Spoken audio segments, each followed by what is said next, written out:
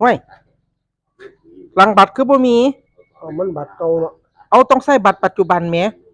บัตรปัจจุบันเอาบัตรประชาชนเอาบัตรประชาชนมาไปหาเงินนายกเดี๋ยวค่อยเอามาสั่นบัตรอันนี้มันเฮ็ดบ่ได้มันต้องใช้บัตรประชาชนมันต้องมีหลังบัตรใจเอียนใส่บัตรประชาชนเด้อบอกไทบ้านน้ำผู้ใดเฒ่าๆบ่มีคนที่ไหนเอาบัตรประชาชนมาพวกที่เคยได้บัตรพวกที่ได้บัตรสวัสดิการอยู่ตอนนี้คือบัตรประชาชนมากับเบอร์โทรศัพท์มาจังสิเฮ็ดได้บัตรอันเอาอย่ามาใส่ของกันเว้ยเนาะนี่ของฉุกเฉินเพิ่นเพราะว่าก็ใส่คือกันนะก็ใส่คือกันอยู่เฮาหักโรคทั้งปากก็โรคทั้งปากเนาะโรคทั้งปากข่อยสิไปติดเจ้าสิมาติดข่อยติดโรคเอางั้นไปนำกันออนไลน์สันเดความหมายว่าจังซี่มันบ่แม่นแนวใส่นำกันเพราะว่ามันแนวปากอมมันหยังนะอยู่มองใดล่ะวันคู่ครึ่งนึงว่ากันก่อนด้วยจ้าอยู่ไสในขณะนี้ครับน้านี่อยู่ไสเลย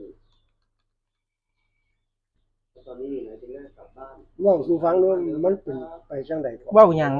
อันเลี้ยงบัตรประชารัฐเอาเขาสิตรวจสอบสิทธิ์คนเก่าคนที่ได้อยู่ปัจจุบันเนี่ยเฮาก็ต้องยื่นเข้าไปตรวจสอบสิทธิ์ฮอดวันที่21นี้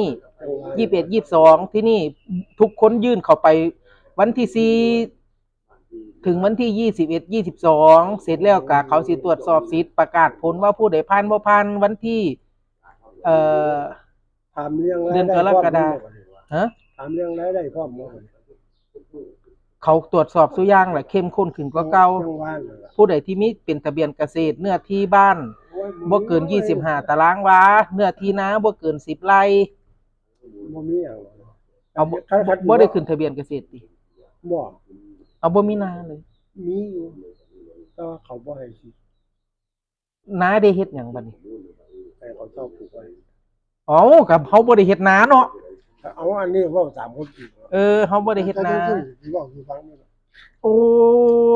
เป็นบุคคลที่ไม่มีเล่มเขียวแม่นบ่เจ้าน่ะบ่คนบ่มีเล่มเขียวแล้วก็บ่ได้ขึ้นทะเบียน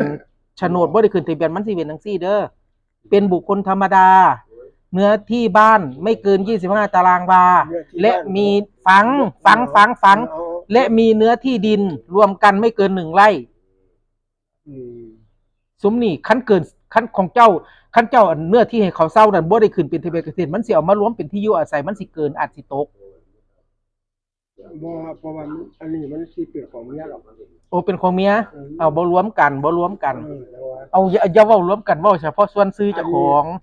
คันเอาของเมียมารวมกันมันก็มุนเองแยกอันนี้บ่มีบ่มีหยังก็ผ่านแต่ของเมียก็ยังสิมีปัญหาอยู่แต่ว่ามันบ่มีรายได้นั่นล่ะก็บ่เกี่ยวเขาบ่ได้เบิ่งสารพัดเนาะเขาเบิ่งสารพัดติดข้อใดข้อหนึ่งเฮาก็มีโอกาสสิบ่ผ่านสูงจังเช่นเงินกู้ยืมนี่เกิน 100,000 ที่เป็นชื่อเฮานี่ก็มีโอกาสบ่ได้สูงเงินเข้าบัญชีบ่แม่นเงินเก็บเด้เข้าบัญชีเดือนละหมื่นเดือนละเท่าใดก็สร้างใน1ปีถึง 100,000 นี่ก็สิบ่ผ่านเกิน 100,000 ไปบ่ผ่านเนี่ยเขาเบิ่งเบิดเขาสิให้ตั้งแต่ซุ้มมันบ่รู้จักทำมาหากินมื้อย่างขอทานบ่สร้างบ่การหยังนั่นตรงนั้นสิผ่านเงินโครงการรัฐบาลเงินคือกันคันอยู่ซั่นจังได๋หอมแล้วคือได้เอากระสร้างของเพิ่นบ่ต้องไปสนใจเพิ่นเขาให้เป็นผู้ตรวจสอบให้แม่นบ่แววแค่ยืนยันให้ไทบ้านแววบ่ได้ตรวจสอบอีหยังดอกยืนยันให้ผู้ใดสิมาให้แววตรวจสอบอยู่นั่นเนาะช่วยชาวบ้านที่ลูกหลานบ่อยู่เฮ็ดบ่เป็นก่อนมันสิเบิดวันที่22นี่ย่านคันเขาบ่เฮ็ดเขาก็สิบ่ได้สิทธิ์ซื่ออันนี้มันบัตรเก่าตั้งแต่เริ่มแรกเลยนะเงินได้เงินอย่างเงินหมื่นเนี่ยเงินหมื่นของทักษิณน่ะ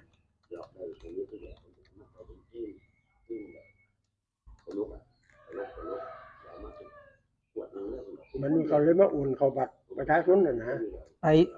บอกพ่อใหญ่หมานำเด้อคันเห็นน่ะโอ้ยบ่ใครพอกันเด้อบัดพ่อใหญ่หมานเราอยู่ผู้ปฏิบ่แล้วก็บ่ใครชวนกันแล้วก็บ่พอกัน รอบนี้ดีอยู่อย่างหนึ่งเขาบ่เอาข้อมูลของคู่สมรสเขาบ่เอาข้อมูลของลูกหลานที่อยู่ในบ้านเดียวกันกับเขานี่ มาบวก อืม เขาสิคิดเป็นหลายตัวไผตัวมัน แต่ว่าก็มีข้อเสียตรงที่ว่าพื้นที่เกษตรกรน่ะมันให้น้อยบ้านน่ะ เพราะว่าคนที่เป็นชาวไร่ชาวนานี่ไหนจะต้องมีพื้นที่ปลูกเหล้าพื้นที่คอกงัว อืม พื้นที่เฮ็ดบ้านนอกเขานี่พื้นที่ครัวก็ต้องอยู่ข้างนอกนี่เพราะว่าดังฟืนสิไปเฮ็ดครัวในบ้านบ่ได้เด้ควนตาย ว่าลองมือกั เนี่ย25ตารางวาน่ะมันบ่พอ เนี่ย เขาออกนโยบายโครงการนี้มาเหมือนเขาตั้งใจสิตัดพวกเขาทิ่มโดยเฉพาะ บ่มันก็มันพวกก็ได้แล้วก็น่าสิให้มันผ่านไปเนาะ มันก็บ่ได้แล้วแต่ละ2 ปีเขาสิตรวจสอบเทื่อนึงเด้ตา ที่ เพราะว่าหาว่าเอาเจ้าเป็นคนจนปีนี้เกิดปีเจ้าถูกรางวัลที่หนึ่งอีก2 ปีเจ้ายังสิได้น้ำมูอยู่เขามันก็เกินไป เวียนแล้ว เนี่ยเขาก็ต้องตรวจสอบทุก2 ปีมันเป็นนโยบายเขาอยู่แล้ว ถึงแล้ววันที่หนึ่งเขาที่ตัดสินเขาถิ่มสิบัดนี้ เอากระตัดสินพิมพ์ต้องสิเอาไปเที่ยวไว้อยาก ว่า ไว้ คือบ่อยจะให้ต่อไปโลกเนี่ย เฮ้ย ได้ไงมันได้ไปแต่เหลือได้ใช้อยู่ดิ คักเนาะ โอ้ยคือร้อนที่หนึงแม่บ่อยากได้ดอก ซื้อจะเคือบ่ล่ะ บ่ตั้งแต่ซื้อเลข2ตัวยังบ่ได้เฮ็ดเนี่ย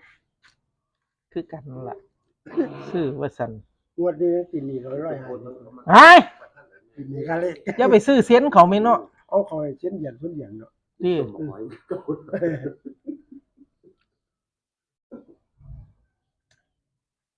ที่อินไว้ว่าจะมีบัตรประชารัฐอันเก่าก่อนเอาไม่เขาตรวจสอบได้ อืมบ่แม่นใส่บัตรประชารัฐอันเก่าใส่บัตรประชาชนนั่นล่ะแต่ว่าเน้นกลุ่มที่ได้ปัจจุบันนี้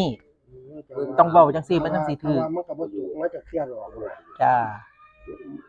ว่าเขาทานอย่างเนื้อตัวมีอย่างจะย่างเนาะ จ้า ตั้งแต่ที่อยู่ก็ยังบ่มีเนาะอาศัยเขาอยู่เนาะ เออ ต้องเห็นว่าไอ้เรื่องขี่ที่เป็นเรื่องนี้ว่าขี่คันนะ แต่ที่กี้มันก็ได้ไปรูดเอาอีมิไซอีซ้ายน่ะไปรูดเอาอยู่สิน2,000แต่กี้ก็ได้เอาบัตร เป็นหยังเขาจังตรวจสอบเพื่อเข้มงวดขึ้นฮู้บ่รอบนี่เขาสิให้หลายกว่าเก่าคิดว่าตินี่คือกระบ่แน่ มันก็บ่แน่คือว่าบักทุเรียนยังอีกต้น เอายัง4-5ต้นอยู่ตามันบ่ ต้นใหญ่ไปบัด บ่มันขาดน้ำบางหน้าแล้งอั่นญาติน้ำกันกับพ่อใหญ่เถียมไว้แนวมีน้ำบ่บาดาลน้อยๆนึงเนาะ คือจังบ่ซื้อแล้วมาสูบของเจ้าของ เอาบ่มีเงินตัวคันมีเงินก็ เที่ยงสูบน้ำเอาว่าเที่ยงตันหญ้ามีบ่มัน มี มีชื่ออันนั่นล่ะดีป่ะ ชื่ พ อ อ ห ดี ยัง เลยน่ะชื่ออันว่ากะโหลกมันน่ะชื่อว่ากะโหลกมันไปจุ่มปั๊บโอ้ยมัน โอ้ยมันก็บ่พอแล้วเฮียงดันมันบ่พอมันไกล40 50โอ้200 300เมตร มันแต่ว่ามันกับไม้อยู่แต่ว่ามันน่ะที่เปียงน่ะมันสิใช้แรงดันหลาย แม่นมันสิห่างก่อนแล้วคันมันดันไกลอะ เออโอ้ห่างเนี่ย เครื่องสูบน้ำมีอยู่ แต่ว่าหักสูบน้ำมันบ่ไหวตัวละตา โอ้ยมาลองดูว่า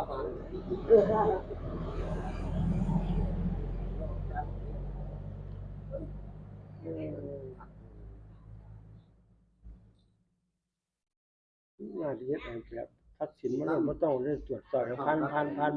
ไปแล้วเนาะ แต่ว่าท่านเห็นช่อง เอ้าก็ธรรมดามันเป็นงบประมาณของหลวงเนาะ อืม คันเฮ็ดบ่รอบครอบคนอนุมัติก็ติดคุกอีก มาหลายเนาะ จ้าแม่ ยืม น เงินเขามาอันให้ แม่น ไปกลับไป แม่นไปได้บัตรประชาชนแล้วจังมันแล้วก็อย่าลืมส่งข่าวให้ใต้บ้านนำเด้อ ได้บัตรประชาชนมาหา โอเคจ้ะ